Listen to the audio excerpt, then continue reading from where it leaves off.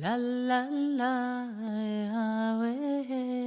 hey, hey, hey, hey, oh, ay, ay,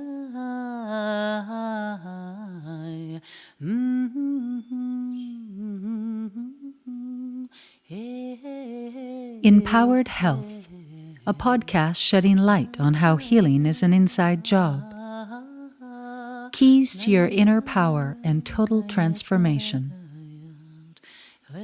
Discussing wholeness, wellness, and the effects of the mind on the physical and energetic parts of our being. A podcast to support you, moving from fear and pain into wellness and purpose. Belief, hope, connection, energetic keystones for transformation and inner power.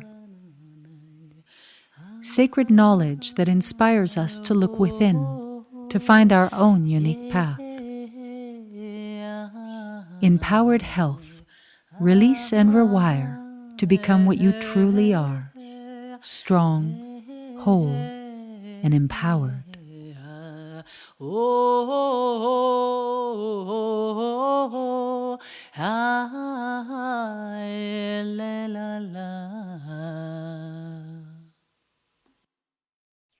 Hi everyone, it's Jane and Shell, your naturopathic doctors, here to inspire and educate you and support you on your journey. Today we have Nadia Bakir. Welcome, Nadia. Thank you. Glad to be here. Nadia Bakir is a licensed naturopathic doctor and a homeopath in Ontario, a mother of two and a strong advocate for humanitarian medicine. She received her Bachelor of Science from the University of Toronto. She has a naturopathic degree from the Canadian College of Naturopathic Medicine. She has a Master's of Health Science from the University of Central Lancashire, a homeopathy diploma from OCHM. She is a teacher of educational programs at the Canadian Memorial Chiropractic College. Dr. Bakir is passionate about sharing knowledge and has extensive experience as an educator and healthcare facilitator. Her teaching career spans 25 years with the Canadian College of Naturopathic Medicine, where she held the positions Head of Homeopathy, Associate Professor, Curriculum Advisor, and Clinic Supervisor. She designed and participated in research and published homeopathic provings and clinical cases. An expert in her field, Dr. Bakir is known for her innovative and motivational teaching style. She's been in private practice since 1989. Dr. Bakir works with clients to identify and treat the root cause of their illness, and she believes in a comprehensive model of healthcare that is systems-based, integrative, and patient-centered. Welcome, Nadia. Thank you very much. I appreciate it. That is such an impressive bio. Oh, so happy to have you here. Can you tell us how you became interested in homeopathy? Sure, I'd love to. So it started when I was at the naturopathic school. I joined the college in 1985, came straight out of U of T Sciences, and I was really hardcore into nutrition, very interested in traditional Chinese medicine. I was fascinated with the 3,000-year-old Chinese medical system. We had a fantastic teacher, Dr. Lam, and I remember thinking, this is how I'm going to practice. And then we were introduced to homeopathy and a few other modalities at the college, and I just thought, great, that's interesting, but really not the area I'm going to be focusing on. And the third year into the college, which would have been my 6 years of really hard dedication to studying, and literally like 7 days a week of working hard from university into the college, I hit a wall. I hit chronic fatigue. I couldn't even lift my arm. I couldn't read a sentence, and I go, what's happening? So then I went to the clinic like a good naturopathic student to get treated. I thought, I'm going to use the medicine that I'm going to spend my lifetime learning, applying. And I did nutrition. I did traditional Chinese medicine. I did tons of acupuncture needles, and I saw lots of colleagues improve, but I was not getting the results I expected. And I thought, oh no, I can't practice this medicine if I don't heal myself. So I kept trying. And then one of my colleagues or classmates said, Nadia, you know what? You should go see this particular naturopath.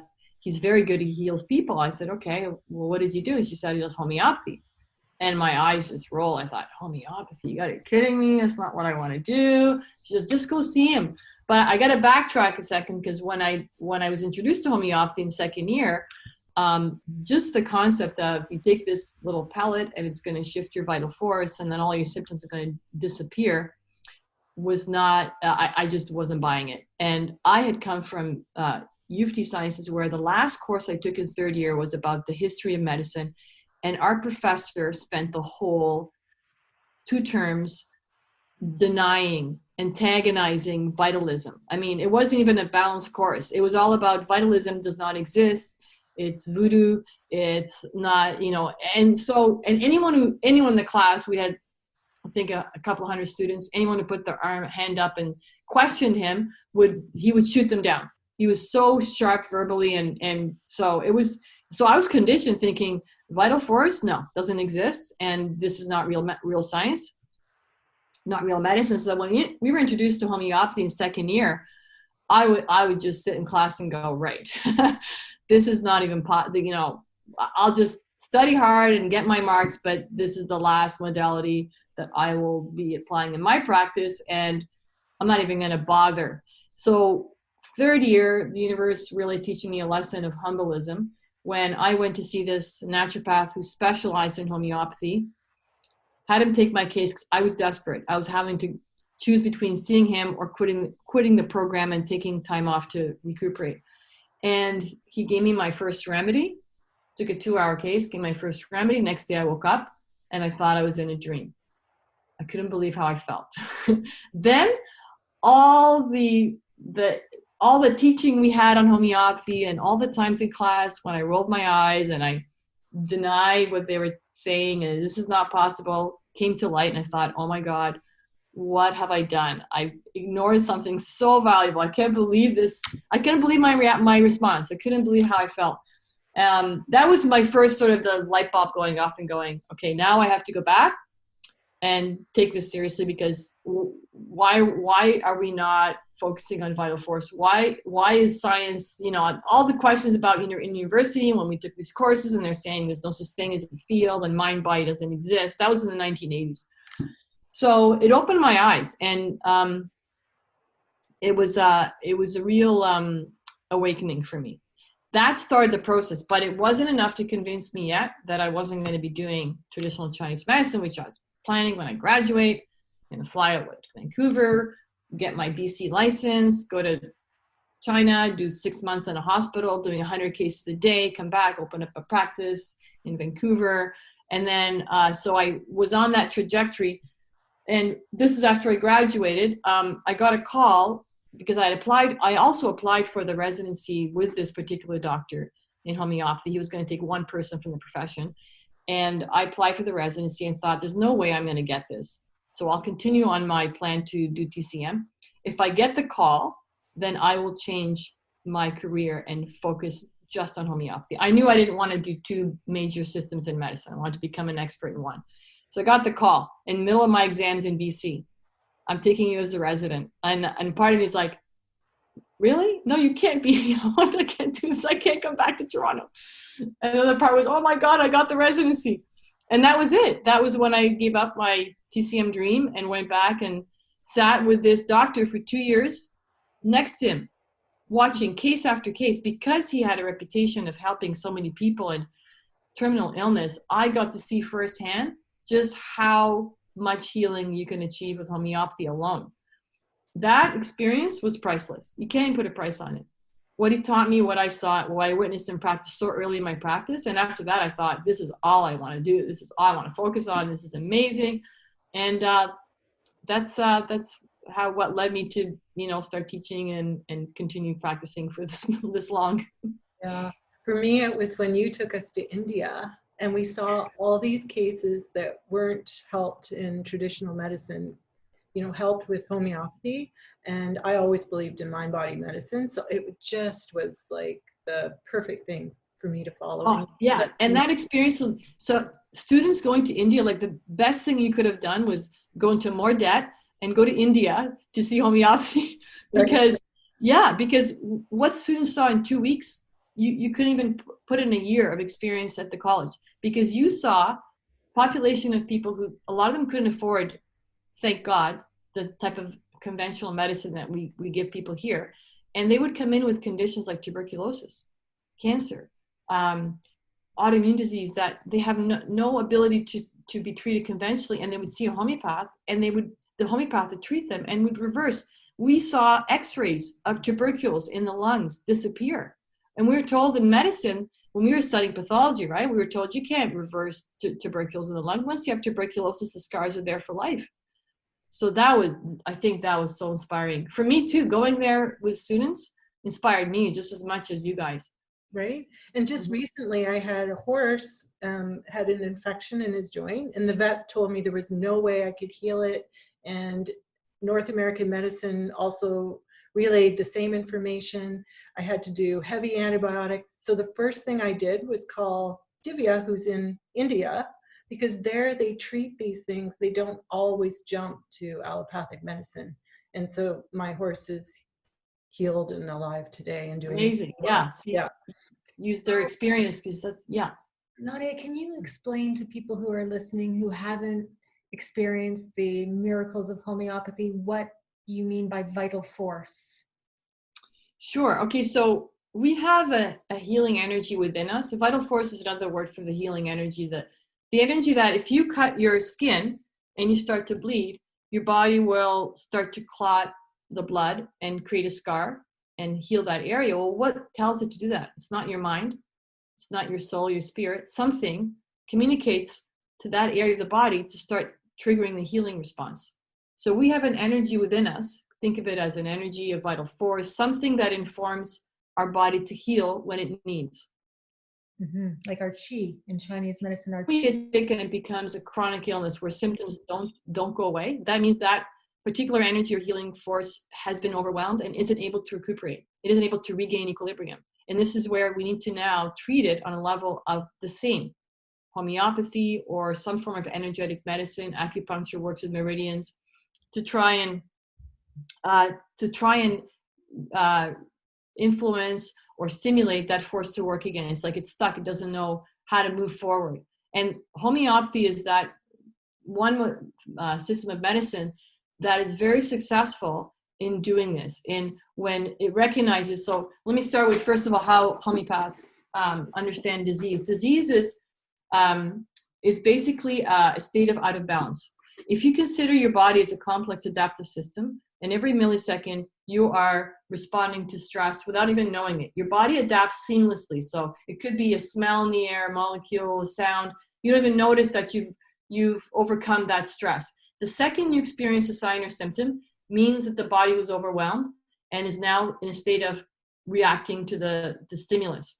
If it regains equilibrium and the symptom goes away, then you successfully reacted to the stimulus, and now you're back on your feeling seamless and no symptoms or signs.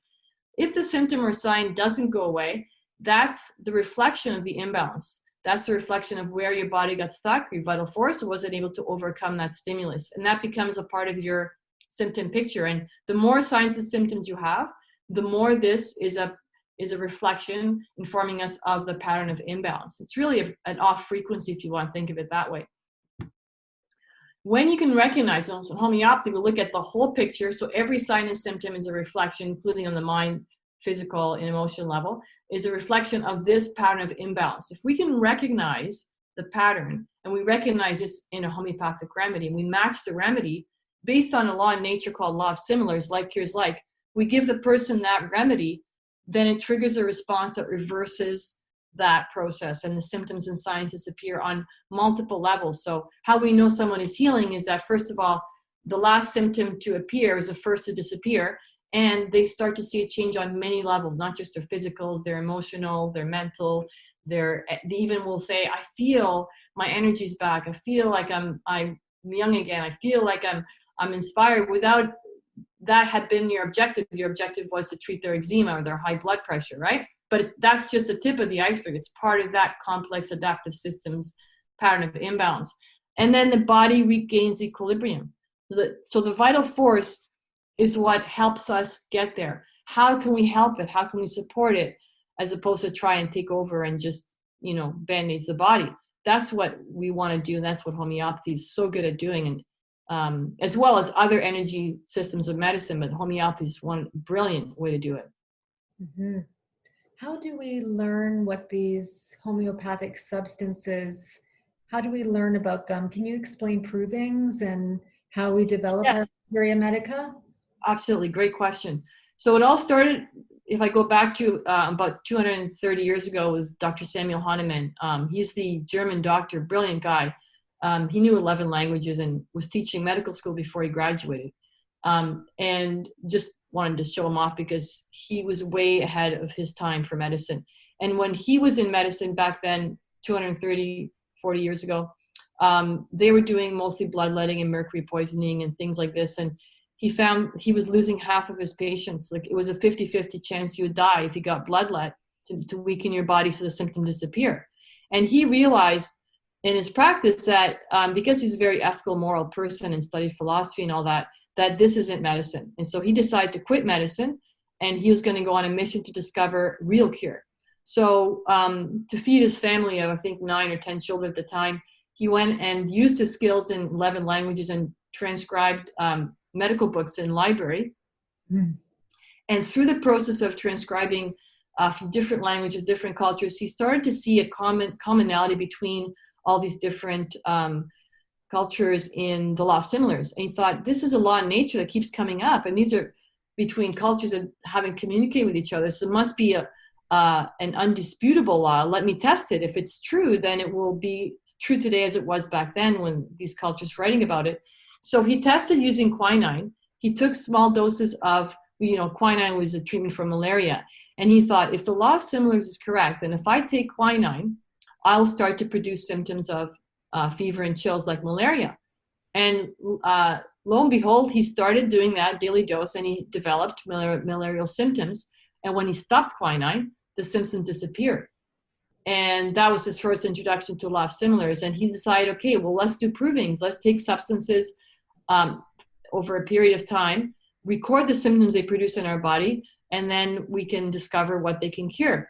But at the same time, he realized that if you take the substance that's a poison or something toxic, it could harm you while you're taking it. So how do we try to get the information to the body of the substance without harming ourselves? So he started doing, and he had, no one knows what made him jump to succussion and dilution, because he was very knowledgeable in alchemy and chemistry and physics. Something inspired him to start diluting the substance and succussing in between. Succussing meaning if you dilute, then you shake it or you beat the solution anywhere from 5 times, 50 times. He experimented. He found 100 times was the most optimal therapeutic number of succussions. So he would dilute 1 in 100, succuss 100 times, dilute 1 in 100 again, until he got to, just to give you an idea, an appreciation of how dilute that is. If you go to a potency of 3C, you've gone to 1 in a million dilution. When you get to a potency of 12C of the substance, you're now beyond Avogadro's number. You can't even measure a molecule, but it becomes more therapeutically effective. And even though he didn't have the advanced tools to measure how this is actually working, now we know it's nanoparticles that are picked up in the outer orbit of the electron shifts when you dilute and succuss. He was able to empirically show, so everything was based on proving in the field and practice, that this was effective therapeutically. So when he diluted and succussed, he found it had a bigger effect in the proving, so people would produce more symptoms without the toxicity. And so all his provings were made homeopathic dose, so ethically without harming anybody, but very powerful because they brought out the information that that substance is known to help in disease. And just to backtrack for a sec, law of similars, if you want to give it a definition, is basically whatever substance produces symptoms in a healthy person will cure the same symptoms in a sick person. So that's the basic idea of law of similars.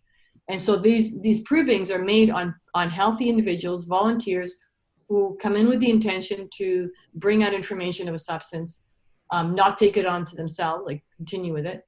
And with the provings we do nowadays are double blind. So we have 30%, usually 30% placebo. So we separate what could be placebo from what actually the proving brings out. And we publish these provings to build our materia medica. So all the remedies that we use in homeopathy are tested on human beings, not on animals. And they're done ethically, morally, and everything is empirically based, which is beautiful because there's very little rationale thinking, oh, this sounds like it'll work, let's try it. No, we actually have the information from the proving that we can use to confirm that this would be an appropriate remedy for a particular patient with that complex of disease symptoms. Let alone the fact that it costs very little and that we can help so many with one leaf of a plant or yes, exactly, mineral. Yeah, that's the beauty of it. I think this is why maybe Big Pharma hasn't really jumped on the bandwagon to support homeopathy. And just on that note, very good point, Jane. I don't know how many people are aware of in Cuba, and I think this was going back when they had the leptospirasis breakouts, where millions of people, when they have floods, leptospirasis is a parasite that could kill people. And in Cuba, because of the American embargo, they didn't have access to drugs, and the pharmaceutical industry was very limited. And so the government accepted homeopathy treatment for their population because it was basically pennies per person. And when there were two particular outbreaks of leptospirasis that involved, I think it was a population, maybe if it was 500,000 or a couple of million, it was a large part of the Cuban population, where they gave doses of homeopathic remedy that they thought would be useful as a prophylactic for these the people in the areas of the flood. And the death rate dropped something between 80 to 90% historically compared to when they had these leptospirasis outbreaks. So that homeopathy, they realized just how effective homeopathy was. And this is published information. People can access this in medical journals. You don't see the media all over it. You don't see this being promoted. But just on what you were saying, they couldn't afford the drugs for this population, but the homeopathy saved lives and was affordable, pennies per person. Yeah. I wanted to ask about the homeopathic medicine carcinosin, which is the energy of breast cancer, and how Yes. it can be used in patients with breast cancer. Okay, so not all cases of breast cancer require this remedy. Just so you know, like when we look at every cancer case, we have to look at, again, everyone's a complex adaptive system. You're an individual entity that got to the end stage or the end game of the cancer, but how you got there is very individual. So there are a lot of possible remedies that can come up in cancer cases. But one good example of a remedy we have is carcinosin is made from the breast tissue of that's been overtaken by cancer. And the idea in cancer is, if you just try to understand what cancer is basically a specialized cell that's forgotten its identity. It doesn't know what it's supposed to do, and it becomes a simple replicating cell. Now, depending where that cell occurs, this cancer formation, if it's in a very vital part of your organ, like if it's, for example, in the liver, then you can't live without a liver. So if that cancer spreads and the liver forgets what it's supposed to do, all the individual cells, then that would kill you just by the fact that you won't have a functioning liver. So cancer is a part of you. It's not a disease a pathogen that comes into you. It's a part of you that loses connection with itself, its identity. And it becomes just simple replication. So in breast tissue, and every tissue the cancer evolves in, we believe represents something about the person. So breast has to do with nurturing and love, self-love. And oftentimes you see breast cancer and come up with the idea that the person was missing that in their life. There's always a connection somehow with that. But what's a common denominator for all cancer is that the idea is a person now loses who they are. They become their identity becomes consumed by what's expected of them, and they forget what their purpose is, who they're supposed to be. And so when the person starts doing that, then they develop a disease because you're off balance when you do that. You're not being yourself, you're not developing your potential. You'll develop a condition that's going to reflect that. And cancer is a perfect example of this, where the cell forgets its identity and becomes simple replicating. And then we treat it by using a remedy that will help the person reconnect with what they lost. So I think I went on a big trajectory there. Oh, beautiful. That's so interesting. And sometimes for people, it's what they've lost. And for other people, they haven't even discovered it yet. They Yes. don't even have the opportunity to figure out who they are and what their purpose is.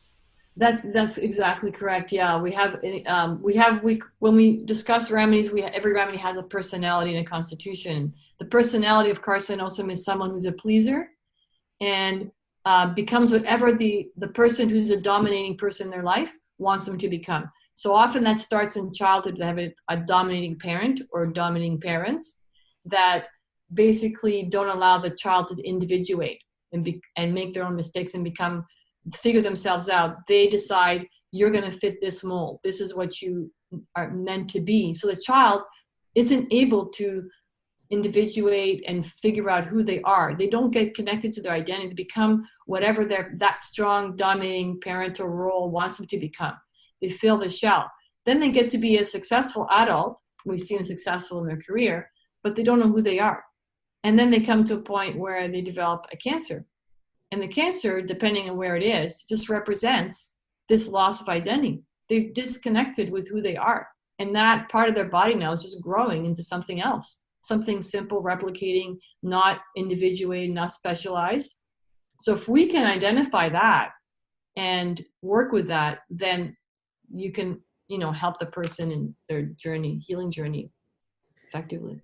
Yeah, because a remedy brings you more in alignment with who you are and what your purpose is and in connection to your heart. So you're naturally going to create more vital force and start to heal what needs to be healed. Nadia, can you describe mind-body? This is a mind-body medicine and it takes mind symptoms as much as body symptoms. Maybe, can we look at it in a way of a damaging belief that you had that you overcame and how, you felt different after a remedy? Yeah, for sure. Okay, so I'll start with my understanding through years of practice and my own personal experience is that the body is just a mirror of your inner state. The body doesn't break down and develop disease just for randomly or spontaneously for no reason. That's illogical. The body just mirrors. It's one side. It's one side of the same coin, mirroring the process that we are stuck in. So disease begins, and this is not just true in homeopathy, but in a lot of other complementary healthcare systems of medicine believe the same thing. Pathology starts with our perception of our reality. When the perception is not real, when the perception is false, then we start to develop the symptoms that reflect that false perception of our reality.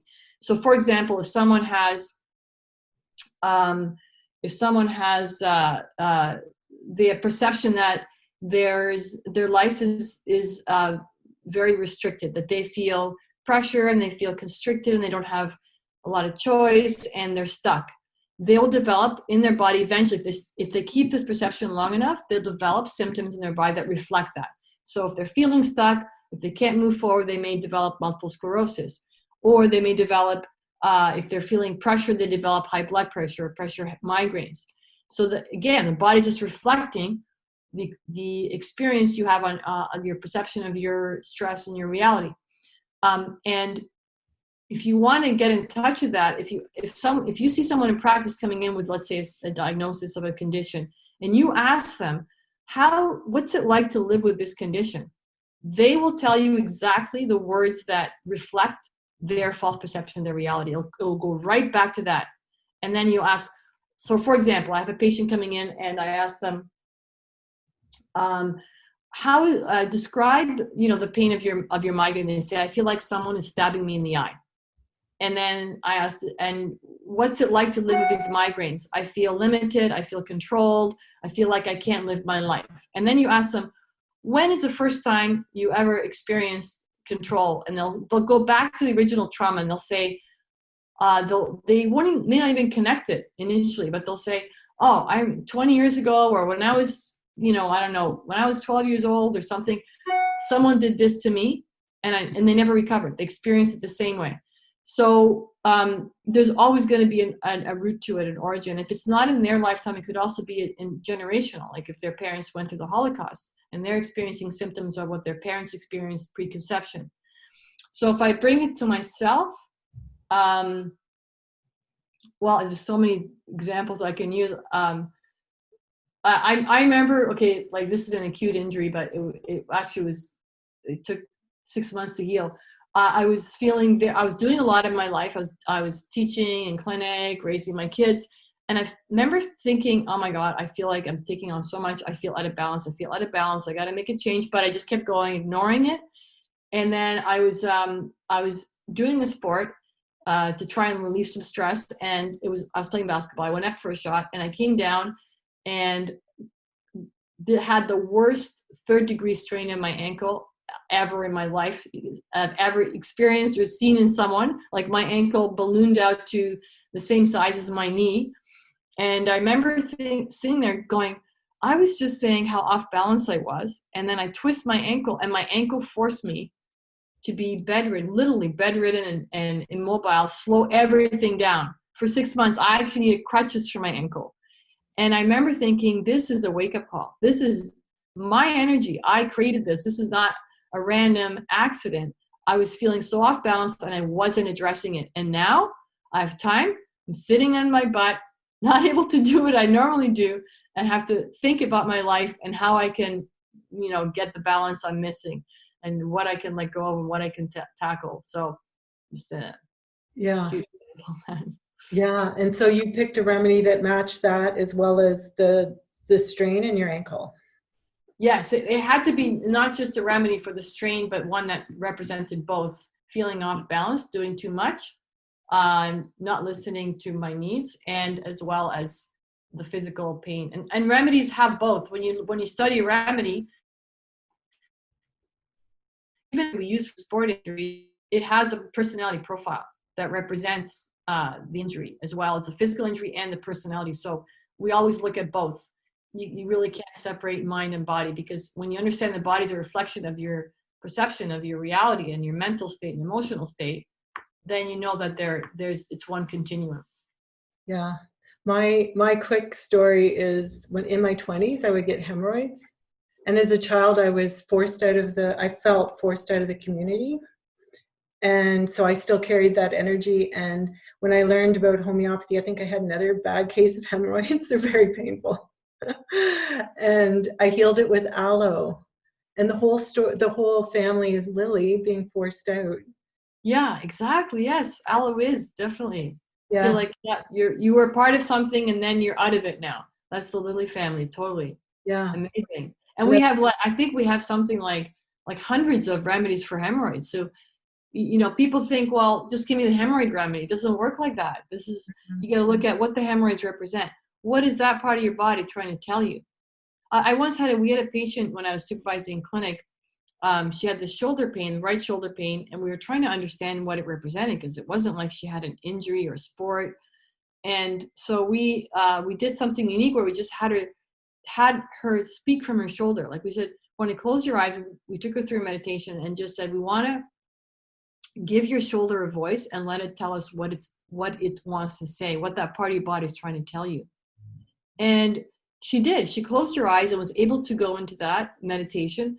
And she said her shoulder represented her not very healthy relationship with her boyfriend, which was weighing her down. And when she realized that, she broke the relationship and her shoulder pain went away. We didn't give her a remedy at that point.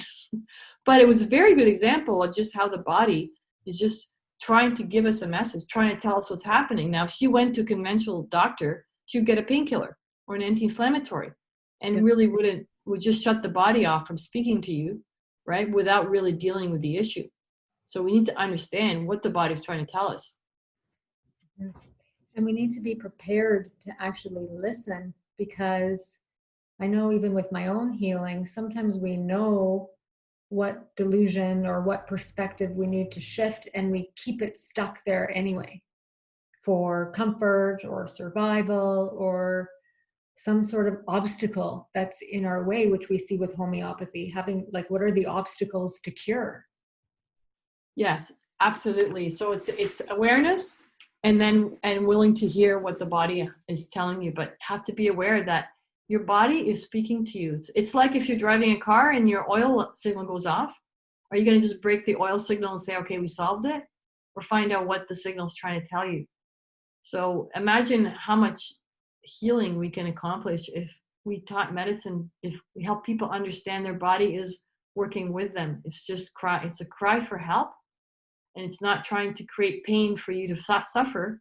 It's trying to get your attention to address something you're not looking at. Like that ankle that I sprained, I was in tears and I was so frustrated. And I realized if I don't surrender to this, if I keep fighting and think, oh my God, now I can't work out, now I can't work, I can't walk, I can't do this, I'm just going to get worse. And the inflammation I realized is just going to, I'm not really dealing with it if I do that. And when I listened to what my body's telling me and I surrendered to, and I thought, okay, I know I brought this on. What am I not listening to? I can go into a lot of other things, but we'll let you ask the next question. And often it happens for our highest good, but we don't realize it in the moment. Yes. Nadia, you also talk about the pivot point.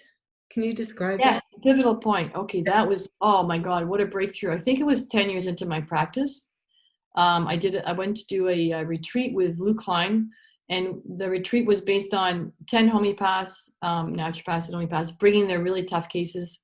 And we all talk about why we're stuck on these cases. And we came to, after 2 weeks of working with our cases, we came to realize a very, very practical idea in practice, is that our role in medicine, in healing, is to bring someone to, people come and they're stuck. They're stuck somewhere. They feel like they're stuck in their lives. They're stuck in their disease. And the idea is to free them, to bring them to a place where they feel they have a choice. That choice, we call it the pivotal point, when you can have 360 degrees, look around and go, okay, I have a choice now. I see what's happening. That choice is their spiritual decision, not ours. So, for example, the best example that I can give you is I had a very difficult case. I was working with paranoid schizophrenia. This person was suicidal. I would get 2-3 calls a day. And I was there thinking, I got to save this person. They had trauma. There's reasons why they were where they were. And it was 2 years of very hard work with this client. And I even consulted 2 of my teachers. I was constantly changing the remedy, making sure, because there were layers that we were just working with. And this patient, very, by the way, brilliant man I was treating in his late 20s, came to a point where he felt he was out of it. He was gonna be able to function in society and continue his life in a way more balanced way. And he came to realize that, because he told me, he said, wow, I feel like I'm now actually in myself, like who I need to be. And then he decided he wanted to go camping, and he was going to abuse substances, which he's not a candidate for substance abuse, because it would, if you know anything about schizophrenia and paranoia, consuming recreational drugs will set you right back. And he was just missing it, he said. And I told him, I don't think it's a good idea. It's your decision. But if you do, and we're talking about, like, he was going to go for a month. It wasn't just a weekend. If you do that, I don't know if I can help. You'll relapse, and I don't know if I can bring you back. And he said he's going to take 24 hours to decide. And he made a decision. He says, I'm deciding I want to go camping and I want to do this. And then I had to let him go. And he came back. I didn't hear from him actually 6 months later. I get a code orange on his file because he was on the street. He relapsed fully. He wasn't able to contact me. He relapsed and he was on the street, and they had to, he did something horrifying to his body, and it was an emergency, and they called the code orange, meaning they want all the files from all the practitioners to look at what's happening in this case. And I was never able to work with him again. He was lost. That was it, gone. And I struggle with that And then when we discover the pivotal point, you come to a point, you bring a patient to a point where they have a choice, and the choice they make is their spiritual decision. If they want to continue on the trajectory they're doing, that's not your responsibility. And it was a very hard lesson to learn. But since we, at that particular retreat, we came to understand that, it's really helped me in my practice and really helped me let go and let patients decide, make their decisions for themselves. It's not up to me. Mm-hmm. I think I mentioned, I used to mention in class teaching too, I had a case about a nurse, retired nurse who had stomach cancer, and her husband had died a year before. Her kids were all happily married, and she came to me, and I was treating her, trying to save her for stomach cancer. And she came to me on the third visit and said, "I don't want you to save me. I'm ready to go. I just don't want to suffer with pain. Please don't try and save me." That was another awakening for me. It's like, wow, okay, it's not my decision. I have to respect her decision. And she did. She passed away peacefully at home without a morphine drip, unheard of, with stomach cancer. And all she got was homeopathic remedies. And it was amazing. Yeah. Yeah, respect personal choice and to give people the power to decide. But even hearing this, if I was a patient, I would realize I'm more in control of my pivot point than I think, Mm-hmm. So it's really good information. And that at the end of the day, we have to take responsibility for our own choices and our own healing. The people. And that's exactly that's part of your healing, is help people to take that responsibility. It's taking their power back. Taking their power back and letting them realize that they have the power to choose. Mm-hmm. Yes, that's part of the healing. If they don't get that, I believe, if they don't feel that they have that choice, they haven't healed. Mm-hmm. Yeah. Many people don't feel like they have choice in life, even if it's some sort of delusion. They feel like they have to stay in this job to keep this house, or they have to take these chemotherapies or radiation because they don't want to die and leave their children. I think a lot of our thinking disempowers our perception to realize that we do have choices. Exactly, Shelley. And that's why we see that people come to us because they're stuck. And that's where I believe a healer's job is to help them realize they have a choice. Just get the energy moving, get them flowing again. So they can keep things in motion. That's how we evolve, and we need to stay in motion. As soon as we get stuck, then that's where we start to see symptoms form, and it's just a reflection of where we're stuck. And like you were saying, the definition of insanity is doing the same thing again and again and expecting different results. And Yes. so being stuck is very frustrating. And what's even the most frustrating is when you don't realize you're stuck. Right. They have this saying where people can be unconsciously incompetent. And how do you get yourself out of something you're unconscious about?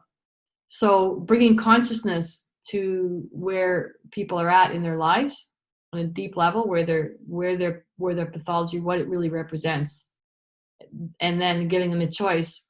Once you get that consciousness, now you know you have a choice, and you do whatever it takes to get out of that. And sometimes the decision to save your life may mean you're going to create pain somewhere else, but you got to save your life, because if you don't save your life, it doesn't matter. So, for example, some people say, I just don't have the money to do that treatment. I will say, get in debt. This is your life on the line. Whatever it costs, do what you need to do, because if you don't save your life, it doesn't matter what money you have. So do what it takes. Take whatever measure it will without causing harm to anyone else, but use your resources, maximize that, do everything you can to get yourself out of that, the pit you're in.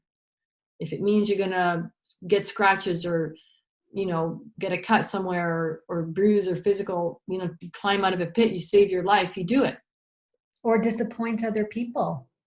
A lot of, like you were saying, the cancer miasm Yes. is pleasing other people, denying self-identity, You know, sometimes we have to empower our cancer patients to disappoint other people. And do what Go they ahead and do it. Yeah. Right? Well, exactly. Yeah, I agree. Yes, you have to get that self-love back. I learned something interesting also in practice is there's good selfishness and bad selfishness. And good selfishness involves taking care of yourself, because if you don't take care of yourself, then you can't truly love someone else and take care of them, because it's a different form of love. It's not what rooted in true love is. You start by loving yourself, and from there, then love grows and you can spread it to people around you. So if you're doing for others and not loving yourself, then you're not truly loving, because you're sacrificing yourself, and love starts with loving first you. It's like when you're in an airplane, they say take the air mask and give it to yourself first, and then save people around you. It has to start with you. So very true. And you brought up an interesting word we use in homeopathy, miasm.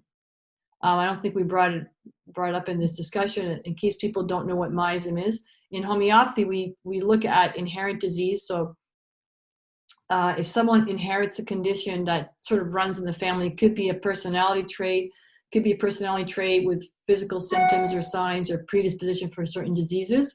We call these miasms. It's not just a genetic phenomena, because genetic is limited to only what DNA mutations show, but it's actually a complex of signs and symptoms that tends to run in families. Like someone may say, oh, that person has their dad's disposition of irritability and impatience, or could be could be even just a condition of migraines run in this family. So they could be representative of what we call miasm. You inherit. You're not born with a clean slate. You're born with predispositions that may or may not be expressed in your life, depending on how much stress you experience.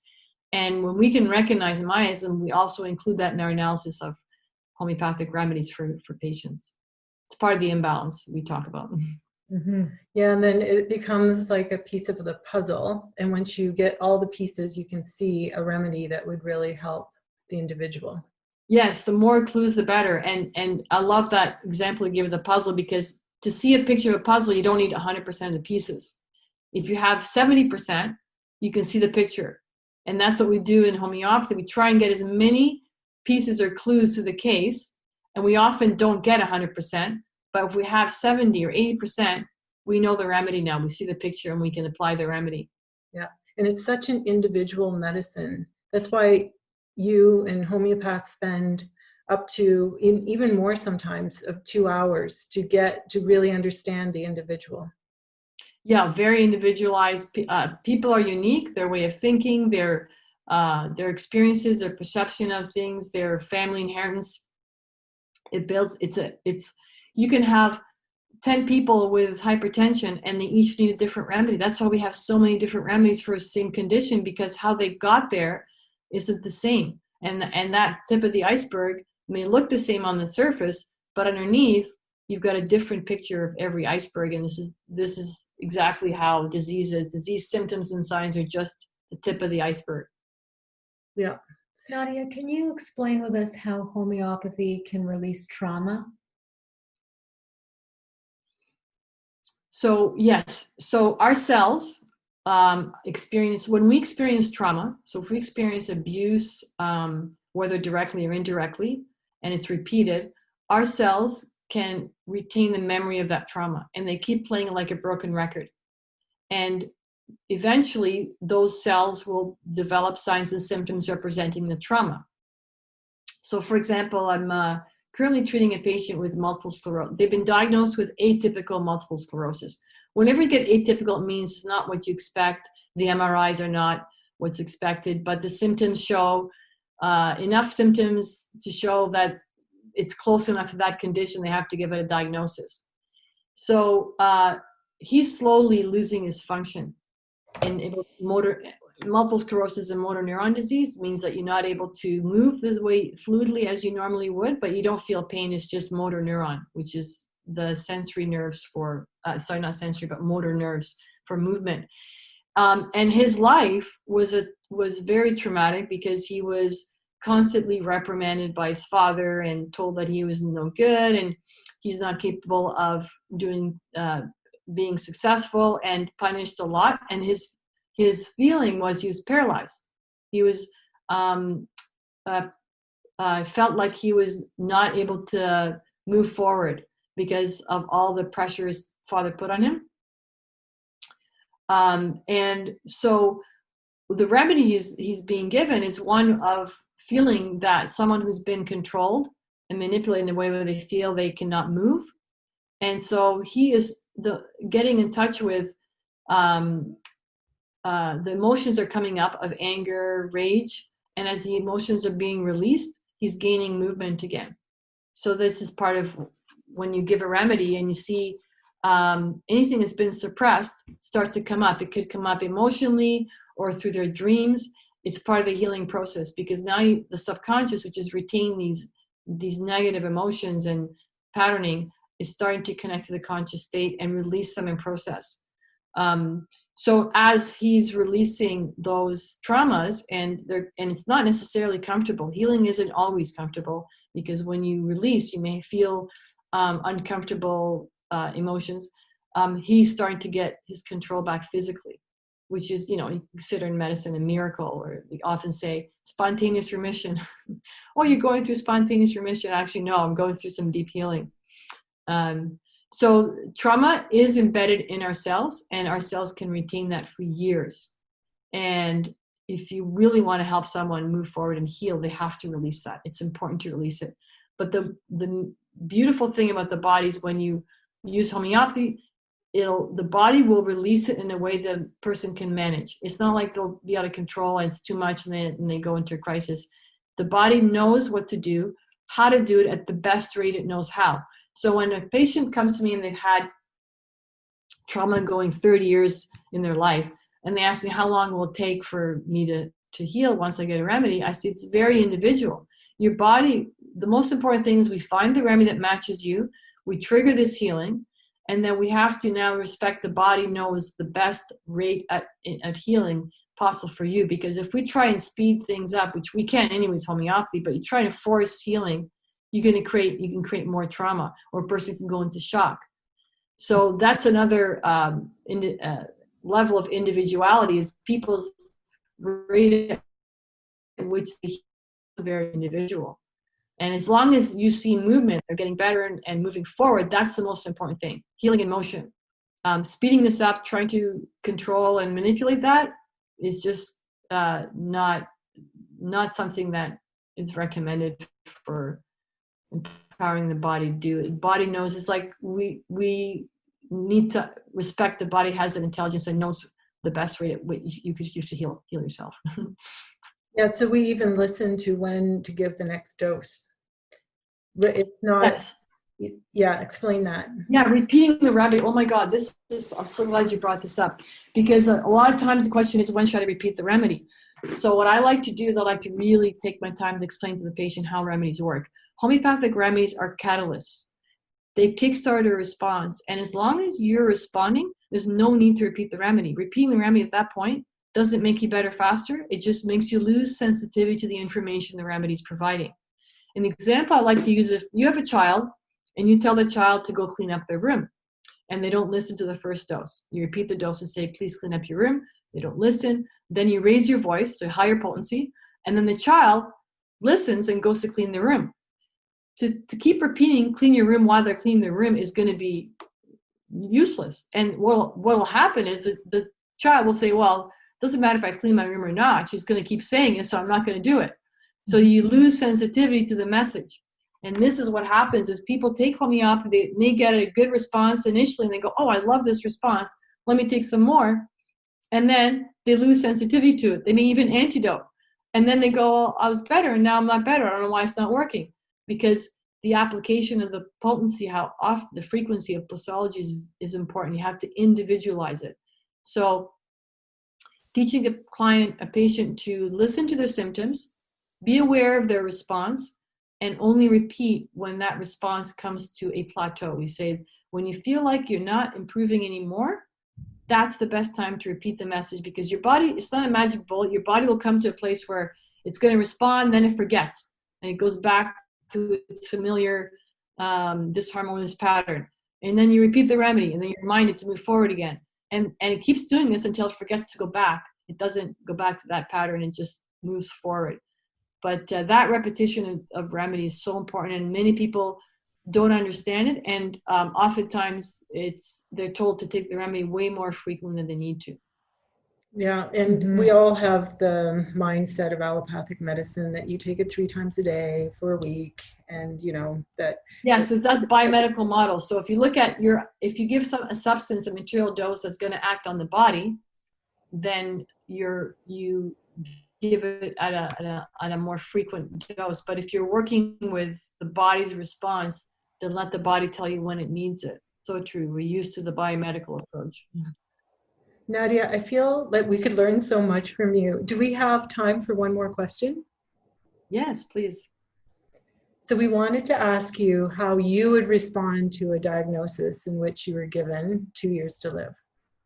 Oh, I love that question. First of all, I wouldn't believe it because nobody can play God. Nobody knows how long I will live.